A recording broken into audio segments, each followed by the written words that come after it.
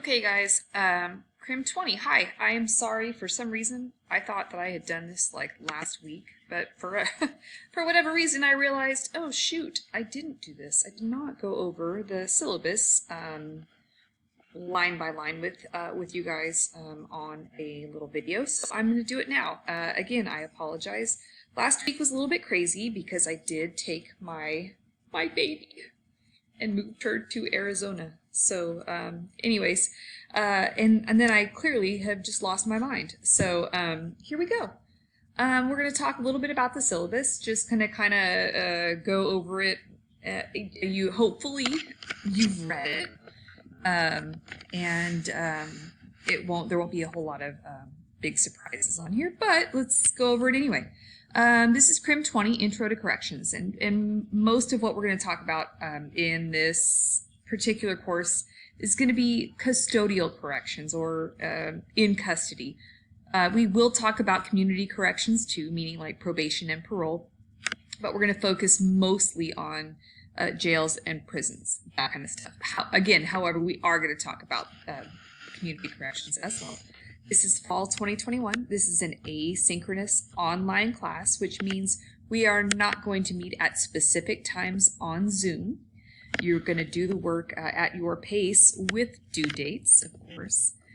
This is a syllabus. It is a 3-unit course. There is my name. I am a criminology instructor. There is my office. I'm in the social science building, room 113. I have office hours on campus because I do teach some classes on campus this semester. So Monday through Thursday, I am on campus from 9:30 to 10:30 in social science building, room 113. Or I have virtual office hours, meaning I can be available on Zoom, phone call, via email, whatever, from 9 to 9:50 on Fridays, or really whenever. I'm super flexible, so if you need to talk, you want to meet on Zoom, you just want to email, chat back and forth on the either email or Canvas, I'm here. I'm available most of the time, except for like late at night and stuff. Unfortunately, I'm probably more available early in the morning than I am late at night, but just reach out to me if you have questions, concerns, or issues, and I'm pretty good about getting back to people pretty quickly, like within a couple of hours, but I think we're supposed to say like within 24 hours. I normally get right back to people, so there's my email, Kathleen Fernandez at fresnocitycollege.edu, and my phone number that will ring in my office. I don't even know what that phone sounds like, but if you call there and I'm there, I'll answer it. I'm there Monday through Thursday from 9:30 to 10:30. I don't spend a lot of time on campus otherwise because honestly there's no one there and there's really nothing for me to do there. I would spend more time on campus if there were more people there, but there's really nothing there. But if you do leave a message, I will get an email. And I'll get like a recording of your message. So you can call me at that number and I will call you back. This is a course description that's taken directly from the course catalog. It is recommended that you take English 1A either at the same time as you're taking this class or before, but if you haven't, it's really not that big a deal. There is the book that is listed. I'm not going to ask you to show me proof that you have the book. Could you pass this class without having the book? Probably. If I were in this class, especially online, would I buy the book? Yes, I would. I would certainly look for a used version if I were you on Amazon or someplace else, or rent it as opposed to buying it. I am not a fan of the ridiculous prices of textbooks, but anyways. Student learning outcomes. These 1 through 5 here are things that I am required to teach you before the end of this course. So you can read those, so I'm not going to read each one of those out. Students with disabilities. If you have a disability that requires accommodations in order to make this class more feasible for you, please contact the DSP&S office, and we will all work together to make sure that we are able to get you through this course as quickly and easily as possible with whatever services it is that you need. So please, if you have a disability, contact the DSP&S office. There's a phone number there. There's also an office on campus, right there by the old administration building. Again, we want to work with you, so please let us know if we can do so. Technical requirements. I strongly suggest that you have some sort of a laptop or what do we call them? I love when I'm doing in the middle of this and my brain turns off. Tablet, a laptop or tablet, something besides a phone to do this class with. It is very difficult to do an online class on a phone, even a smartphone. Smartphones aren't that smart. But anyways, so if you don't have one, we, Fresno City College, loan these out. So we have laptops. Somebody donated something like 1,000 of them to us last year. So we have them. We have tablets. We have hotspots. We have all kinds of stuff that will make this easier for you. So please, please, please don't suffer through a semester online trying to do your class on your phone. It's just, there's no need for it. You shouldn't have to do it, and we can help you. So please, please, please, if you need help, reach out. That's what we're here for, okay? So the browser, working with Canvas, which is obviously the learning system that we use, Google Chrome works best. And in fact, I think it might be the only thing that works that is compatible with Canvas. So if you're having issues with Canvas, first thing you might want to look at is, am I using Chrome to get to Canvas? You absolutely need an internet connection. You have to be able to watch videos online. YouTube, I chose YouTube to post most of my videos. If you look under modules, you'll see that. Because I think YouTube is pretty easy to see. So if you're at work and you have like your lunch break or whatever, I think you can even watch, I know you can watch YouTube on your phones and stuff like that. So I think that was a pretty easy medium to use. So that's why I chose it. Adobe Reader, I don't know that I use Adobe that much in this class, but Word, PDF, PowerPoint, all that kind of stuff. So those are some technical requirements. If you don't have these things, it's going to be a lot more difficult. So please let us help you. This is a course meetings. It's a web-based course through Canvas. You will have to make weekly contact, but that's usually by way of discussion questions. My phone is on. Oh, I already said this. Oh, I have it in here twice. There you go. Attendance. This is copied directly from the course catalog. But here's the additional policies that I put in here. And we've already passed August 13th. In fact, today is August 18th. And I just dropped people today. So people who have not made contact with me as of today have been dropped. So our weekly discussion questions, I will typically post those questions on Sundays. Now, this says Monday. That gives me a little bit of leeway. So I typically post those on Sundays. And you have until Friday at midnight, or at 11:59 p.m. to answer those. These are typically not really hard. They're going to be a lot of opinion. But because of that, don't give me some weak one-word answers. Give me some thought. Give me some substance.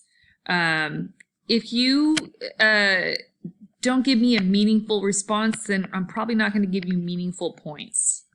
You know what I mean? So I don't want to have to count how many words you put in there. That's why I didn't put a minimum word count. I don't want to have to force you to respond to each other. I expect that you're going to take some time, because this is not really a super time-consuming course. Take some time and read what some of your classmates have to say. That's the whole point of going to college, to see other people's perspectives. So I'm hoping that you're going to take a minute out of your life, which I know we're all busy, and take advantage of the opportunity to hear someone else's perspective. And it would be great if you would take the time to respond to others. Now, am I going to force you to do that? No. Am I going to give you a minimum word count? No. If you give me one sentence, it's very unlikely that you're going to get your full 10 points for that week. Okay? I'll probably warn you one time, and then after that, I'm going to start taking points away. Because these are discussion questions, and a lot of the topics that we're going to talk about are going to be kind of controversial, I urge and implore of you to be respectful to each other. We are going to have different opinions, and we should have different opinions. Each one of us has had different experiences in life, and we have different opinions and different thoughts and beliefs based on those experiences that we've had in life. So we can learn from each other, as opposed to arguing with each other about how we should believe or how we should feel. Let's learn from each other. So being respectful is imperative. Hopefully I won't have issues and I won't have to scold anyone about being disrespectful to anyone else. I have had it happen before, but not a lot. So let's not be the class that I have to rein in because of disrespectful comments. So keep that in mind when you are responding to discussion questions and to each other. You can be dropped if you are not responding to the discussion questions, but just because you don't respond doesn't mean that I will remember to drop you. So keep that in mind. If you want to drop the class, it is your responsibility to drop the class. So don't rely on me to do it for you, because I tend to be somewhat disorganized and I might just forget to drop you. So be sure that if you want to drop, it's your responsibility to drop, and you need to take care of that for yourself. Number, let's see, 4, I don't know why that's in my online syllabus, but you can chat with whoever you want to while you're doing your online work. Computer generated, of course, because I'm never going to see you in person probably, so please turn your work in on time. Please turn your work in on time, and please turn your work in on time. That's probably one of my very few pet peeves, is late work. Now, if something insane happens and you get hit by a bus and you end up in the hospital for a month, am I going to be flexible and let you turn in late work? Of course I am. I'm not that much of a jerk. But for the most part, I really do. I would appreciate if your work was in on time. It just, again, my own flaw, I'm disorganized. Late work kind of throws me off too in my grading process. So these are the instructional methods, grading methods, 90, 80, 70, 60, all that kind of stuff. Nothing super off, out of the norm here. There's a breakdown of what you will be graded on. There's 4 quizzes. I call them exams here, but they're quizzes. They're not difficult. 2 reaction papers. They are not difficult. Research papers, probably the thing that will take the most time. Attendance and participation, that's going to be your discussion questions. And then the final exam will be cumulative, but it's not particularly difficult either. And then all the exams will be given as outlined on the schedule, which is attached here, and we'll talk about that. Academic integrity, plagiarism is the big issue that I have in my online classes. And it's typically with my research papers, or with your research papers, not my research papers. But so keep that in mind when you're completing your research paper. If you turn it in, and you will see the number from Turnitin when you submit your paper through Canvas, it will automatically go to Turnitin, and you will be able to see the percentage of plagiarism in your paper. If you've got a highly plagiarized paper, that's a problem. So please, please, please don't cheat and don't plagiarize. It puts me and you in a really difficult situation. Next, disclaimer. Okay, we are talking about corrections. We are talking about people in prison and jail. So as you can imagine, there's some pretty unpleasant things about jail and prison. There are some pretty unpleasant things about crime in general. We are going to talk about some things that might make you uncomfortable. We are going to talk about some things that are reality, things like racism, sexism, violence, sex offenders. We're going to talk about pretty much everything that is not pleasant about this world. So if that is something that you are uncomfortable with or you don't think that you can handle, I guess first and foremost, criminology might not be for you. But secondly, maybe you should reconsider taking the class. So I want to make sure that you're aware that this class is going to be, there's going to be graphic discussions. There's going to be difficult discussions. We're going to talk about a lot of stuff that is not pleasant. Adult themed materials. Research papers. Okay. Right here are all the specifics about the paper, but in here is what the topic will be. You'll choose either California's Assembly Bill 109 or Proposition 47, and you're basically going to become experts on one or the other and explain it. Talk about all these different things.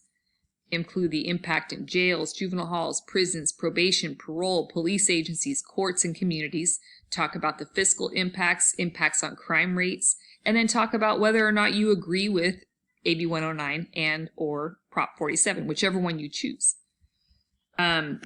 Hopefully, this is actually the easiest, I think the most interesting paper of all my classes, and hopefully you will find the same because it's something that's currently impacting our state quite significantly, and you may or may not know that much about it, but once you're done with your paper, I think you'll understand a lot more about it. So there it is. We will do some kind of extra credit. I'm not sure exactly what yet. Trying to kind of feel out COVID, see if it gets better or worse. If it gets better, maybe we can try and get a tour of the jail.